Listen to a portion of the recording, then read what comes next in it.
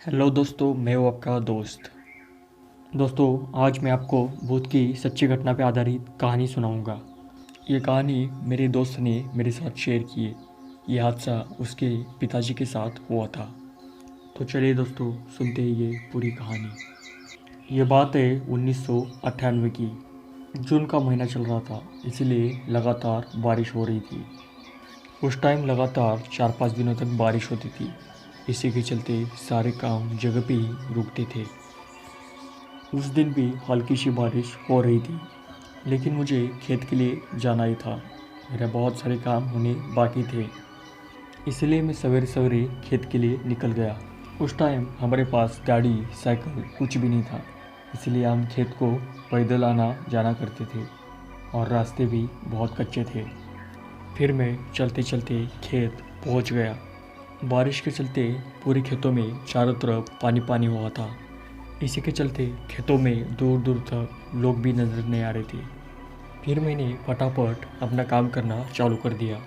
फिर मैंने दोपहर के 2 बजे तक काम किया और उसके बाद खाना खाने के लिए रुक गया। अभी बारिश भी रुक गई थी, लेकिन आसमान में चारों तरफ काले बादल छाए हुए थे। मुझे लगता है करीब 3 बजे का समय हुआ था। मैंने अपना काम दोबारा शुरू किया था। तभी मेरे खेत के बगल में एक नाला है। मुझे उसमें से एक हल्की सी आवाज़ आने लगी। वो आवाज़ एक छोटे बच्चे की रोने की आवाज़ थी। तभी मुझे और एक आवाज़ आ गई। वो आवाज़ एक औरत की थी। वो उस बच्चे को रो मत करके ऐसे समझा रही थी। मैं कुछ समझा नहीं। मैंने सोचा ऐसी बारिश में छोटे बच्चों को अपने साथ लेके यह औरत किसी खेत में आ गई। फिर मैं उसकी तरफ ध्यान न देते हुए अपना काम कर रहा था। कुछ देर के बाद वो आवाज़ भी बंद हो गई। अभी धीरे धीरे अंधेरा हो रहा था और मुझे घर भी जाना था। उस टाइम हमारे पास हाथ में घड़ी या मोबाइल हमारे पास कुछ भी नहीं था। हम सूरज को देख के ही टाइम का पता लगाते थे। मुझे लगता है करीब 6-6:30 बजे का टाइम हुआ होगा। मैं घर जाने के लिए निकल रहा था। तभी अचानक से ही बारिश आना चालू हो गई। फिर मैंने सोचा अभी बारिश में भीगता हुआ जाऊंगा तो ठंड भी लग जाएगी, इसलिए मैं अभी खेत में ही रुकता हूँ। बारिश कम होने के बाद घर के लिए निकलूँगा। मेरे खेत में एक कुटिया थी, मैं उसमें ही रुक गया। करीब करीब आधे घंटे तक बारिश चलती रही। उसके बाद थोड़ी सी कम हुई। फिर मैंने सोचा बारिश अभी थोड़ी कम हो गई है और मुझे निकलना चाहिए, वरना घर वाले भी परेशान हो जाएंगे। आसमान में चारों तरफ काले बादल होने के कारण अंधेरा भी काफ़ी हुआ था। हमारी कुटिया में एक कंदील था। अंधेरे के कारण उसे मैंने मेरे साथ ले लिया। उस कंदील से थोड़ा रास्ता दिखाई देता था।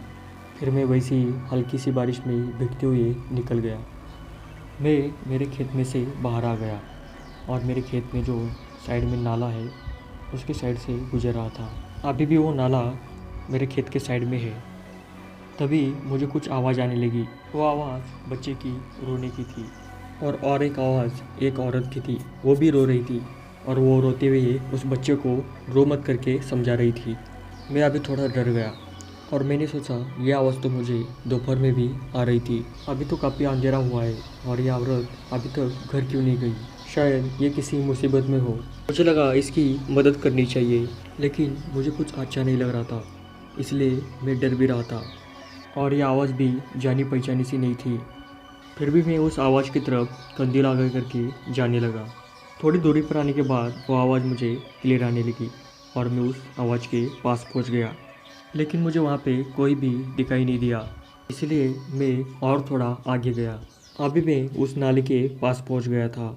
फिर मुझे कंदील की हल्की सी लाइट में एक औरत नीचे बैठी हुई नजर आई। फिर मैं उसे आवाज़ देते हुए आप कौन है और आपको क्या मदद चाहिए, फिर उसके पास जाने लगा। अभी मुझे औरत साफ साफ नज़र आ रही थी। उसने हरी साड़ी पहनी हुई थी, उसके बाल साइड में बिखरे हुए थे और उसके गोद में बच्चा था और वो काफ़ी रो रहा था और वो भी रो रही थी। उस बच्चों को रो मत करके समझा रही थी। फिर मैंने उसको और एक बार आवाज़ दिया, लेकिन वो मेरी तरफ ध्यान ही नहीं दे रही थी। अभी मैं उसके काफ़ी नज़दीक पहुंचा था। अभी मैं उस औरत को हाथ लगाने ही वाला था, तभी उसने मेरी तरफ देखा। मैं काफ़ी डर गया और पीछे खिसकते हुए नीचे गिर गया। उसने अपना मुंह मेरी तरफ तेज़ी से घुमाया और मुझे काफ़ी गुस्से से देखा। मेरे हाथ से कंदील भी साइड में गिरा था। मैंने उसे फटाक से उठाया। अभी मुझे वो औरत भी और उसका बच्चा भी नज़र नहीं आ रहा था। अभी मैं काफ़ी डर गया था। मेरे मुंह से आवाज़ तक नहीं निकल रही थी। तभी वो औरत की और उस बच्चे की आवाज़ मेरे कानों में गूंजने लगी। अभी मेरे पूरे हाथ पर पूरे थड़ेले से काँप रहे थे। मैं जैसे तैसे रोड की तरफ तेज़ी से भागने लगा। मैं कहाँ से भाग रहा था मुझे कुछ दिखाई नहीं दे रहा था।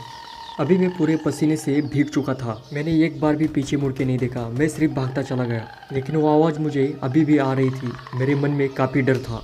अभी मैं भागते भागते काफ़ी दूर आ गया और वो आवाज़ भी धीमे धीमे होकर सुनाई देना बंद हो गई।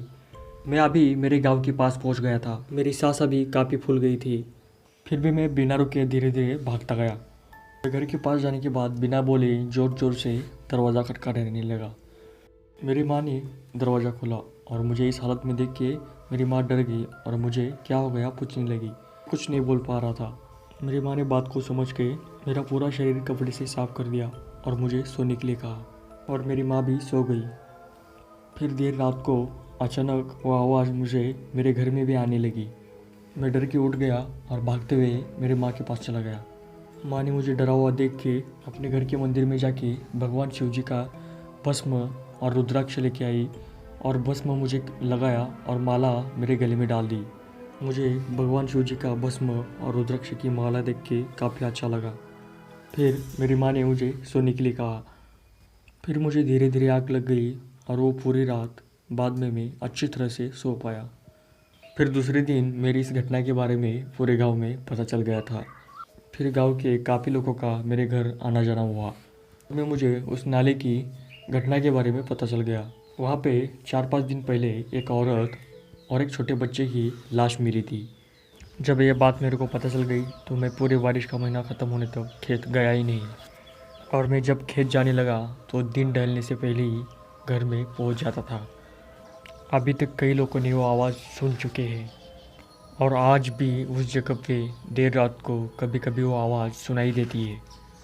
तो दोस्तों ये है सच्ची घटना पे आधारित एक भूतिया कहानी। अगर आपको ये कहानी पसंद आई है तो वीडियो को लाइक कीजिए, वीडियो को शेयर कीजिए और मेरे चैनल को सब्सक्राइब कीजिए ताकि आपको ऐसी भूतिया इंटरेस्टिंग कहानियाँ, सच्ची कहानियाँ सुनने को मिल जाए।